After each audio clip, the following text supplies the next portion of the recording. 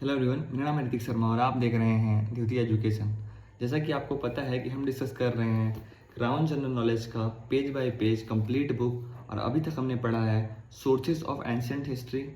उसके बाद हमने पढ़ा है द प्री हिस्ट्रिक एज, जिसमें हमने प्री हिस्ट्रिक पीरियड के बारे में जाना। फिर हमने पढ़ा इंडस वैली सिविलाइजेशन, जिसमें हमने सिंधु घाटी सभ्यता से रिलेटेड जितने भी फैक्ट्स थे सबको कवर किया। फिर हमने पढ़ा द वैदिक एज, जिसमें वैदिक एज के बारे में, वेदास के बारे में, आर्यंस के बारे में पढ़ा। और अभी हम पांचवा टॉपिक पढ़ रहे हैं जो कि है religious movement in India. Religious movement in India के हम पेज नंबर 13 यानी एंड देन पेज नंबर 14 में हैं, जिसमें कि हम जैनिज्म की बात कर रहे हैं, यानी महावीर भगवान की बात कर रहे हैं। तो हमने देखा था कि कैसे महावीर भगवान का जन्म जो है वो कुंडा ग्राम में हुआ था, वैशाली के नज़दीक। उनके बचपन का नाम वर्धमान था, उनके पापा का नाम, उनके पिताजी का नाम सिद्धार्थ था, और वो क्षत्रिय क्लैन के हेड थे। तो इस तरह से उनके फैमिली हिस्ट्री को देखा था। ये भी देखा था कि महावीर ने 30 सालों तक अपना प्रीचिंग किया, यानी उपदेश दिया, और 72 वर्ष की आयु में उनका देहांत 468 बीसी में राजगीर के पावापुरी में हुआ। महावीर का देहांत 72 वर्ष की आयु में 468 बीसी में राजगीर के पावापुरी में हुआ था। अब देखते हैं कि जैनिज्म जो धर्म है उनकी टीचिंग क्या क्या है, उनकी कौन कौन से वो चीज़ें सिखाती हैं। तो बेसिकली 5 वोज हैं, 5 जिसको महाव्रत बोलते हैं, वो हैं जैनिज्म में। जो पहला महाव्रत है वो है अहिंसा। अहिंसा यानी नॉन वायलेंस। वो बिल्कुल नॉन वायलेंस को फॉलो करते हैं। एक छोटी सी चींटी को भी नुकसान पहुंचाना उन्हें सही नहीं लगता। दूसरा है सत्य। सत्य यानी हमेशा ट्रुथ बोलना, हमेशा सच बोलना, कोई झूठ नहीं बोलना। तीसरा है असत्य। यहाँ असत्य का मतलब नॉन स्टीलिंग से है कि कोई भी चोरी नहीं करना, कोई भी ऐसा काम नहीं करना जो कि चोरी के श्रेणी में आता है। चौथा है अपार गृह। अपार गृह मतलब कुछ भी पोसेशन नहीं करना, कुछ भी अपने नाम नहीं खरीदना, न गाड़ी खरीदना, न घोड़ा खरीदना, कुछ भी नहीं खरीदना अपने नाम। तो ये होता है अपार गृह। पांचवा है ब्रह्मचर्य। पांचवा क्या है? ब्रह्मचर्य यानी पवित्रता, चैस्टिटी। तो जो लास्ट प्रिंसिपल जो ब्रह्मचर्य है वही सिर्फ महावीर के द्वारा ऐड किया गया था। बाकी जो है इससे पहले के जो तीर्थंकर थे पार्श्वनाथ, भगवान पार्श्वनाथ के द्वारा बाकी 4 जो महाव्रत हैं वो लाया गया था, और पांचवा जो ब्रह्मचर्य का महाव्रत है वही सिर्फ हमारे महावीर के द्वारा लाया गया था। और यह पांचों जो प्रिंसिपल, जो भी मॉन्क यानी जो भी लोग बहुत ही स्ट्रिक्टली फॉलो करते हैं उनको महाव्रता बोलते हैं। लेकिन अब बहुत सारे लोग होते हैं जो कि इतना स्ट्रिक्ट रूल फॉलो नहीं कर सकते, तो उनको अनुव्रता बोलते हैं। तो अनुव्रता और महाव्रता में आपको अंतर पता चल गया होगा। अब आते हैं त्रिरत्ना पे, यानी जो जैनिज्म है जिससे हम किस तरह से मोक्ष प्राप्ति कर सकते हैं, इसके बारे में बताता है। किस तरह से हम निर्वाणा को प्राप्त कर सकते हैं। तो उसके लिए 3 जो रत्न है उसको फॉलो करना है। पहला है सम्यक जनन यानी राइट नॉलेज। हमें हमेशा सही नॉलेज लेना है, सही ज्ञान लेना है। दूसरा है सम्यक विश्वास यानी राइट फेथ। हमें हमेशा सही की चीज़ों पे भरोसा करना है, सही चीज़ों में अपना विश्वास रखना है। तीसरा है सम्यक कर्म यानी राइट कंडक्ट या राइट एक्शन, मतलब हमें सही चीज़ें के बारे में एक्शन लेना है। तो इन तीनों को अगर फॉलो करेंगे तो ये त्रिरत्न कहलाता है, और इससे हम मोक्ष की प्राप्ति कर सकते हैं। उसके बाद एक थ्योरी दिया जैनिज्म ने, थ्योरी ऑफ शायदवदा। ये क्या है भाई? तो थ्योरी ऑफ शायदवदा में दिखाया गया है अनेकत्व के बारे में। अनेकत्व यानी प्लुरैलिटी के बारे में। इसका मतलब है कि हम संसार में जितने भी निर्णय हैं, जितने भी जजमेंट हैं, सब रिलेटिव होते हैं। कोई भी एब्सोल्यूट निर्णय नहीं होता है कि हाँ ये सही निर्णय है और ये गलत निर्णय है। सभी किसी न किसी के रिस्पेक्ट में होता है। सपोज करो कोई कुछ जो निर्णय है वो आपके लिए सही हो सकता है, किसी और के लिए गलत हो सकता है, और वही सेम निर्णय किसी और के लिए सही हो सकता है और आपके लिए गलत हो सकता है। तो कोई भी जो है वो प्योर कट जो है वो सच या झूठ नहीं होता, सभी रिलेटिव होते हैं। तो हर क्वेश्चन का जो करेक्ट रिप्लाई है, जो करेक्ट आंसर होना चाहिए वो शायद होना चाहिए, यानी परहैप्स होना चाहिए। कोई भी एब्सोल्यूट जजमेंट नहीं होता। तो इसीलिए बोलते हैं हम लोग कि जो थ्योरी ऑफ शायदवदा है इसमें अनेकत्व यानी प्लुरैलिटी को क्या दिया गया है, ज़्यादा इंपॉर्टेंस दिया गया है। अब आते हैं थ्योरी ऑफ नॉलेज के बारे में। तो जैनिज्म में 5 इंस्ट्रूमेंट माना जाता है नॉलेज का, 5 इंस्ट्रूमेंट माना जाता है नॉलेज का। पहला है मति जना। मति जना, जब हम कोई भी नॉलेज को अपने सेंसेस के द्वारा, अपने माइंड के द्वारा, मस्तिष्क के द्वारा अटेन करते हैं, कोई भी ज्ञान को प्राप्त करते हैं, तो उसको बोलते हैं मति जना। क्या बोलते हैं? मति जना। दूसरा है श्रुति जना। जब भी कोई भी ज्ञान हम सुन के, कोई अगर प्रवचन हो रहा है, कोई अच्छी बातें बताई जा रही है, तो उसको अगर हम सुन के उन चीज़ों को ग्रहण करते हैं तो उसको बोलते हैं श्रुति जना, श्रुति जना। तीसरा है अवधि जना। अवधि जना, अगर ऐसा ज्ञान हमको मिल जाए कि हम अपने पास्ट, फ्यूचर और प्रेजेंट तीनों के बारे में हम एनलाइटेड हो जाए, मतलब हम जान जाए, तो ये होता है अवधि जना। क्या होता है? अवधि जना। चौथा है महाप्रणय जना, महाप्रयाण जना। अगर हम सामने वाले के मस्तिष्क में भी झांक पाए, अगर हम सामने वाले की मस्तिष्क के बारे में भी जान पाए अपने ज्ञान की वजह से, तो ये होता है महाप्रयाय जना, महाप्रयाय जना। और पांचवा है कैवल्य जना। कैवल्य जना मतलब मोक्ष, मतलब आदमी ज्ञान के सबसे उत्कृष्ट ऊंचाई पे पहुंच गया, सबसे हाईएस्ट पीक पे पहुंच गया, तो उसको बोलते हैं कैवल्य जना। तो ये 5 तरह के नॉलेज जो हैं उसके बारे में जैनिज्म बताता है। और जैनिज्म में जैसे भी आप देखोगे ना, तो बहुत जगह ये मतलब फास्ट को काफ़ी फास्ट यानी भूखे रहना, भगवान का याद, भूखे रहकर भगवान को याद करने को बहुत ज़्यादा महत्व दिया गया है, तवज्जो दिया गया है। और फास्ट से मतलब भूखे रहकर भी वो डेथ को भी प्राप्त करते हैं, इसको भी काफ़ी पवित्र माना गया है। तो डेथ थ्रू सैल्वेशन भी काफ़ी ज़्यादा प्रोमिनेंट हो जाता है जैनिज्म में। फिर है वुमेन के बारे में। तो महावीर चाहते थे कि वुमेन भी मोक्ष अटेन करें, मतलब महावीर भगवान जो थे वो चाहते थे कि जो वुमेन है, सोसाइटी की महिलाएं हैं, वो भी मोक्ष अटेन करें, और इसलिए उन्होंने परमिशन दे दिया था सारी वुमेन को कि वो संघ ज्वाइन कर सकती हैं। श्रमिणी और श्राविका 2 कैटेगरी बनाई थी उन्होंने, जो कि जैन रिलीजन में वुमेन के कैटेगरी माने जाते हैं। अब आते हैं विस्तार पे कि ये तो हमने जाना कि जैनिज्म का शुरुआत कैसे हुआ था, महावीर का जन्म कब हुआ था, कौन कौन से फिलॉसफी, कौन कौन से टीचिंग्स थी, किस तरह से त्रिरत्न कौन से थे, थ्योरी ऑफ शायद का कौन सा थ्योरी था, कौन मति जना, श्रुति जना, अवधि जना, इस तरह से 5 कौन से इंस्ट्रूमेंट ऑफ नॉलेज थे, इन सबको पढ़ लिया। अब क्या करना है हमको पढ़ना है? अब हमको पढ़ना है स्प्रेड ऑफ जैनिज्म, कि जैनिज्म का विस्तार कैसे हुआ। अब जैनिज्म धर्म है, तो उसको तो अगर एक कोई भी धर्म है तो वो अपने जिन एरिया में वो इन्फ्लुएंस बनाता है वहाँ वो फैलता है। तो किस तरह से ये फैला है जैन धर्म, इसके बारे में देखते हैं। जैनिज्म को बढ़ावा देने के लिए, बहुत दूर तक पहुँचाने के लिए महावीर ने ऑर्गेनाइज किया अपने फॉलोअर्स को संघ में।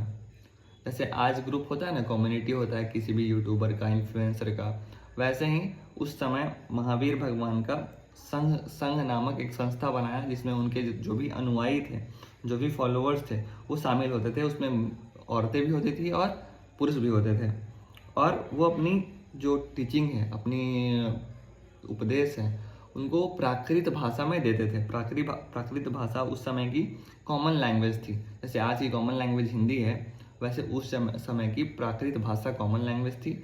और महावीर जी उपदेश दिया करते थे अपने सारे अनुयायियों को जो संघ में शामिल थे।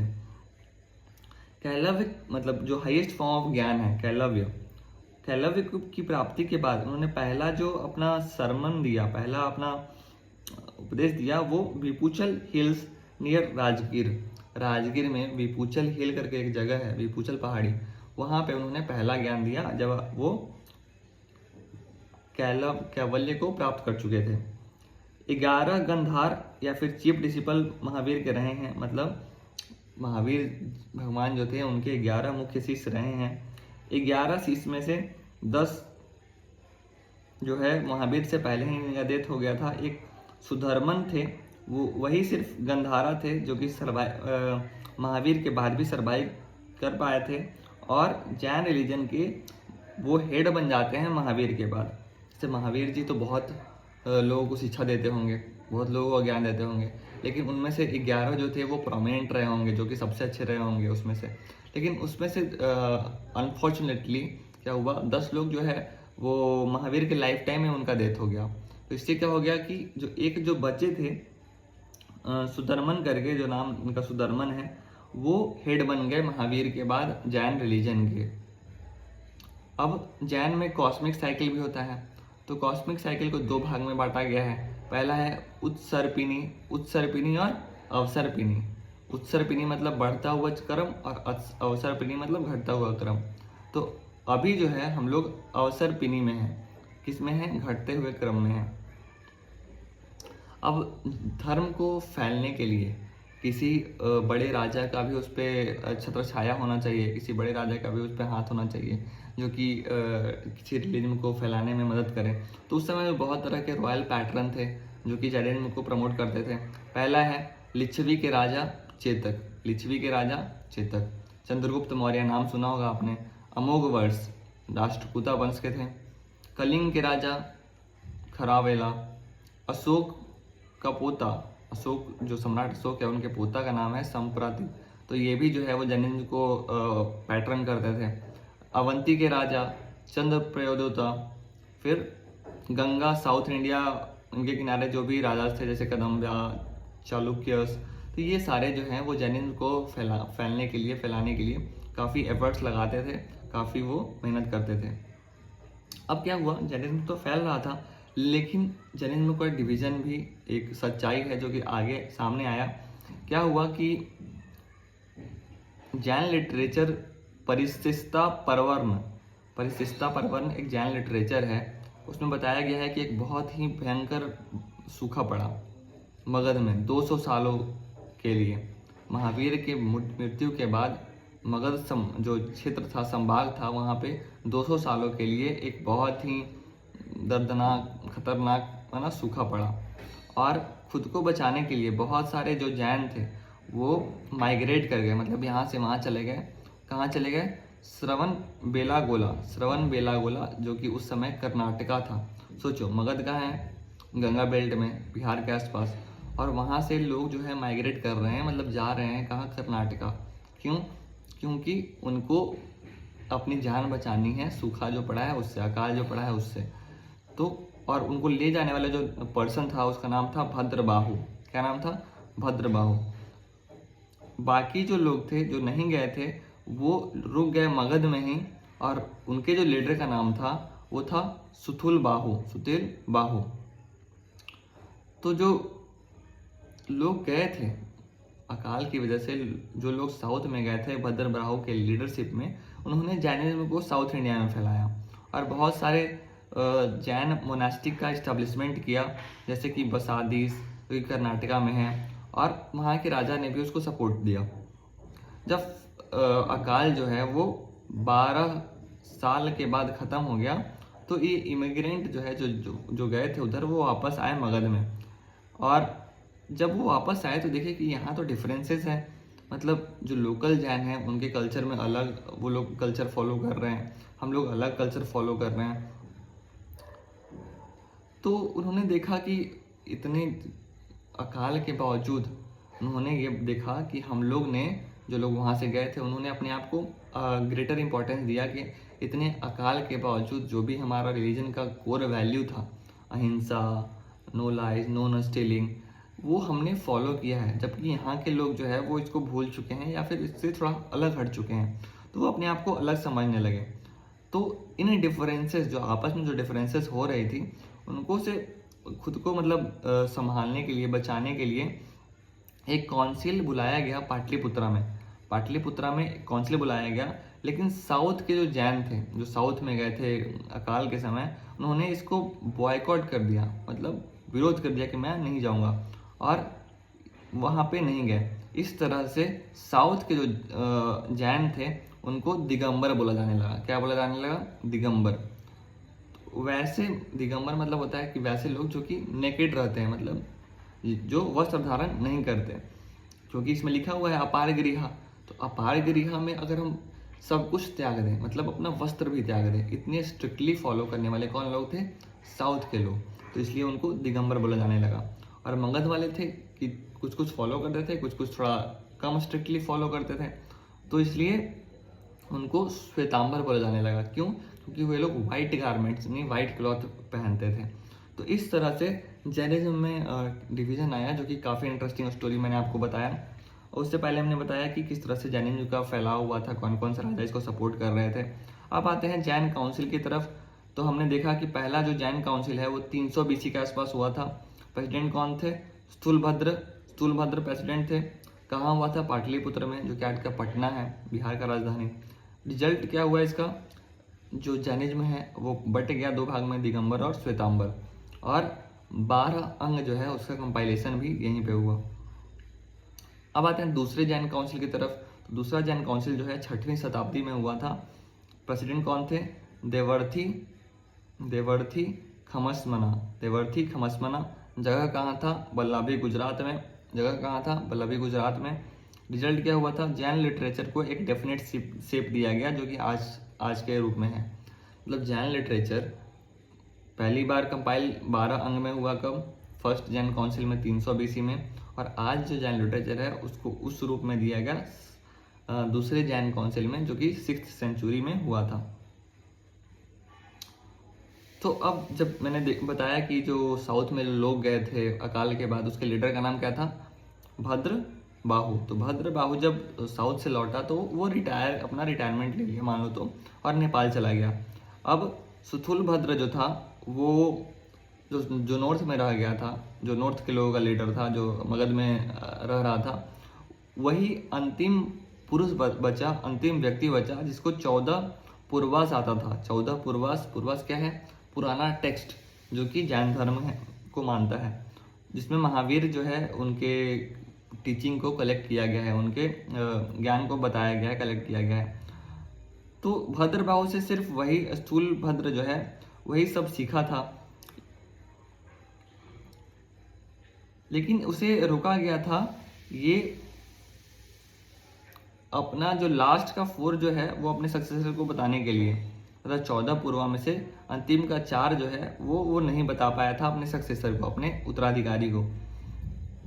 तो ऐसा लगा उसके बाद कि क्योंकि अच्छे से नॉलेज पास नहीं हो पा रहा है, पहले कोई लिखने वाला साधन तो था नहीं, तो लोग वर्बली ज्ञान को एक से दूसरे अपने शिष्य को ट्रांसफ़र करते थे कि जो भी मेरा उत्तराधिकारी होगा उसको मेरा सारा ज्ञान पता होगा।